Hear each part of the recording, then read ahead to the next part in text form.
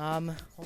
Oh, we're both rolling. So, tell us about yourself and the car you brought in today. So this is going to be the 2007 Volvo S60R. This is passion red. It was one of the rare colors in 2007 with the goby interior. It's the best color combination in my opinion for this year in color. So tell us about that lovely license plate you got there. And Towel Boy up there. Yeah, so for creeps everywhere, you can't find this. What kind of stuff does it got in it?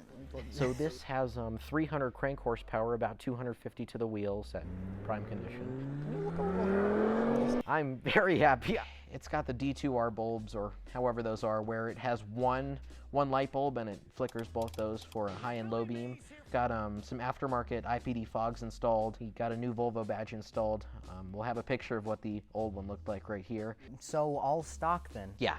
So this car is completely stock right now. Might have the IPD 4T4 installed at some point later with a new intercooler and such, but this is powerful for now. Also, thanks to his dad, he drove for us. You're welcome, guys. Thanks, Dad. I appreciate that. So, what kind of, what's with the windshield wipers on the headlights there? I've never seen So that is a Swedish novelty, known for Volvos, generally from 1999 to, well, today. It's a Swedish novelty? So what's the interior looking like? It's a tan interior, so it's officially called goby. The car's had 101,000 miles, so it's not horrible. For this time period, it's pretty normal to have a grocery rack. Can you explain what that is? So there's a small flap in the trunk, as the trunk is good for trunk space. As you know, it's very roomy, especially for a sedan, not the D70R version. And there's a small flap back there. It flips up. It's got this little yellow band on it. It's ideally built for holding groceries, but they don't work like that in the 20th century. So this is going to be a rare color. There was quite an assortment, but passion red was the brightest, flashiest, look-at-me color. There were only a certain number of these cars ever made. It's rare, let's just say that. So what kind of speakers does it have in it then? So this was the upgraded HU850 stereo system throughout, so it has the factory aux input. So this was the R trim. There were multiple levels, but this was the highest, so it had all the options, as in metal trim, the signature Volvo bread box. This engine bay is a little worse for wear. It's got blue engine covers and an R. It's stickered. No, it's not stickered. It's on the block. It's B54. I have no idea what this engine's called. I can tell you what the transmission is. There were two variants. So there was an M66 gated manual transmission, 6-speed, and that was from 2004 to 2007. There was the TF80SC from 2006 to 2007 for a Geartronic, or automatic transmission. It's still a blast to drive, but there is more torque with the M66. It's got the rear folding headrests, electronic of course, or floppy. Let's just say that they're folly. They've got a droop snoot. The snoot yeah. droop. Stop being bad.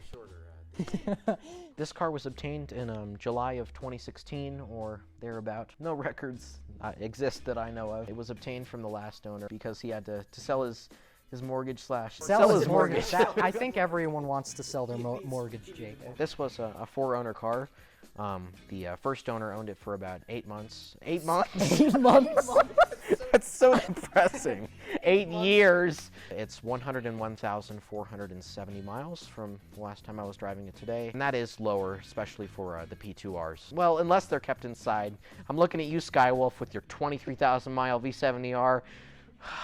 Man. Is there an official name for those gauges that you have, or is it just like the watch style blue? Nah, but they do have small R's on them, especially small. Not small, but small. Well, I guess we'll just take a look at the car now. As all the Swede Speed boys out there know this car, back when I had a signature 3 essays long, Big O somewhere ruined these wheels nice somewhere. And good. Right? I don't need the real pros to come find us. Jesus Christ, that's Jason Bourne. We've got some dead bugs in here. okay. That's pretty sick. Okay. How about that? So Okay. we've got all our badging here. It's got enough wire to get me from here to Singapore. And it's called Cup Holder City. How about Yeah, that? and we got 2 cup holders back there. Right here we've got this thing I 3D printed. It's the bucket. That's where the navigation would be, so that would go up to about right here.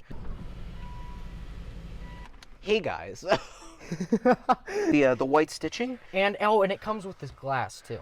Very included. Half full bad quality water. And then should I hop out here then? Getting a little dark out. I think the Optical image stabilization mixed with the dark isn't great for this camera, but hey, yeah, it's pretty. It's mountains. It's sky. It's beautiful. Waiting and waiting. Hoping mountain lightning doesn't come and eat me. Mountain lightning. That's the S60R's tail light. Oh, there's the turbo. There's the turbo. I hear it.